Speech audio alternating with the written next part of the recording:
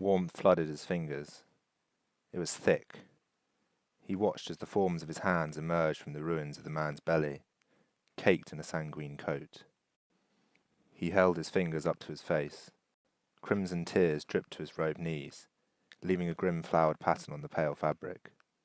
Shaking, he looked down at the scene below. The man was dressed like him, near identical save for the gory, oozing mess which made up his abdomen, a shocked look still painted on his paling face. The dagger still lay nearby. The man turned to face its menacing glare. The glint of silver smiled through the layers of innards. It mocked as it sat so delicately. He tried desperately to wrestle his conscience towards it, his mind flushed with desire to send the thing into the cold waters of the nearby brook, but his hands failed to grasp. He crumbled as he watched his weakening fingers tumble with the handle, the grip sliding from his hold time and time again as the red slime sent the weapon back to rest in the grass. The bloody man quivered. His eyes narrowed as he began to shake at the image of a figure walking in his direction, its silhouette lengthening as it drew nearer with each mechanical stride. A sharp intake of breath cut through the morning. The figure halted as it had taken notice of the men in the grass. Pulsing moments passed like millennia as the two exchanged glances. Then the figure continued, its pace neither slowed nor quickened, but bristling with a definite sense of purpose. The form of the bloody man shrunk back with terror before the gaping wound closed, and the dark feeling evaporated. He had noticed the two glimmering pale eyes which had begun to shine from beneath the figure's hood, blazing with an amethyst cold. The image was familiar to him. It never spoke, its features hidden behind a crooked yew mask which it had carved from a nearby grove. They had named it Stroll, and all it had been known to do was wander, emerging in the settlement's distance with predictable regularity, its ghostly presence marked by the glow of its purple eyes, and the distance it kept from any who walked its path. All eyes had now frozen. The figure surveyed the two bodies and the scene it looked over.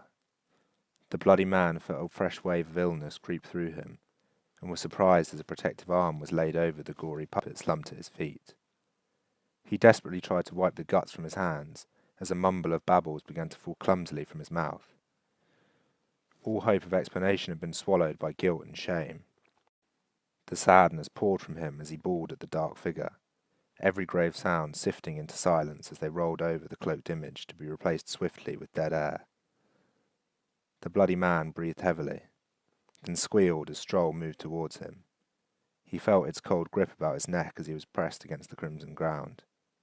The immense strength of the creature then dragged him from where the body lay. He watched it dwindle as he was hauled across the ground. He wept for the pain of his deed and the loss it accompanied. Streaming and shifting water grew in the sounds about him. They were approaching the river. The creaks of the figure's steps had slowed. The bloody man moaned and whimpered. He had a good idea of what lay before him. The noise of the river was now obvious. A begging mew escaped from the man even as he was lifted from the ground by a pair of skeletal hands.